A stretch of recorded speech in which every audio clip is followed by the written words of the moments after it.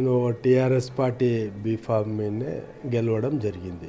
గద్వాల నియోజక అభివృద్ధి కోరికి గౌరవ ముఖ్యమంత్రి రేవంత్ రెడ్డి గారిని కలిసిన మాట వాస్తవం. స్థానిక సమస్యల మీద, స్థానికంగా అభివృద్ధి మీద నేను ముఖ్యమంత్రి గారిని కూడా చాలాసార్లు రిక్వెస్ట్ చేయడం జరిగింది. ప్రజలకు మేలు జరగాలనే ఉద్దేశంతోన మళ్ళీ గౌరవ ముఖ్యమంత్రి గారిని కలిసిన మాట వాస్తవమే. మళ్ళీ ఈరోజు ఇక్కడ పరిస్థితి భిన్నంగా ఉన్నాయి. ఏ అభివృద్ధి కార్యక్రమం జరిగినా మళ్ళీ మేము కాంగ్రెస్ నాయకులం అని చెప్పుకునేవారు కాంగ్రెస్ పార్టీని ఒక నవ్వుల పాలు చేసే విధంగా, అంటే నియోజకవర్గంలో ఏ మంత్రులు వచ్చినా, ఎవరు వచ్చినా, విఐపీస్ ఎవరు వచ్చినా దాన్ని డిస్టర్బ్ చేసే కార్యక్రమం చేస్తాం. దానివల్ల నష్టం ఏం కాదు. ఎమ్మెల్యే లాంటి వాళ్ళు ఉంటాము, గెలుస్తాము, పోతాం. మనం చేసిన పనులు అనేది ఎప్పుడు శాశ్వతంగా ఉంటాయి. నేనే ఎప్పటికి ఎమ్మెల్యే ఉంటా అనేది ఎప్పుడు ఉండదు.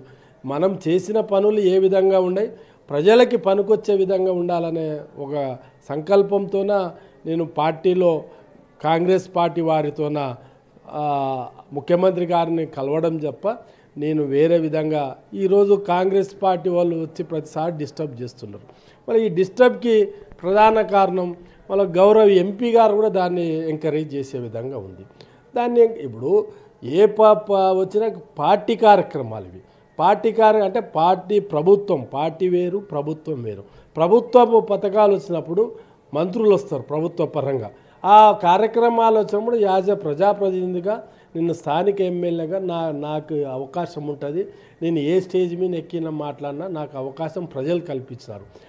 గద్వాల ప్రజలు నాకు అవకాశం కల్పించినందుకే నేను ఆ స్టేజ్ల మీద ప్రతిసారి వచ్చి ఎమ్మెల్యే ఎక్కకూడదు అంటే ఎమ్మెల్యే అనేవాడు మళ్ళీ ఎంటి కూడా వాళ్ళకి తెలుసో తెలియదు, నాకైతే తెలియదు. కానీ ఎమ్మెల్యే అనే వ్యక్తి మళ్ళీ ఏ అధికార కార్యక్రమాలు జరిగినా ఆ కార్యక్రమం పాల్గొల్సిన బాధ్యత ప్రజలు నాకు ఇచ్చినారు. ఆ బాధ్యత నిర్వహించకుండా ఇదే ప్రజలు నన్ను మళ్ళీ విమర్శించే పరిస్థితి ఉంటుంది.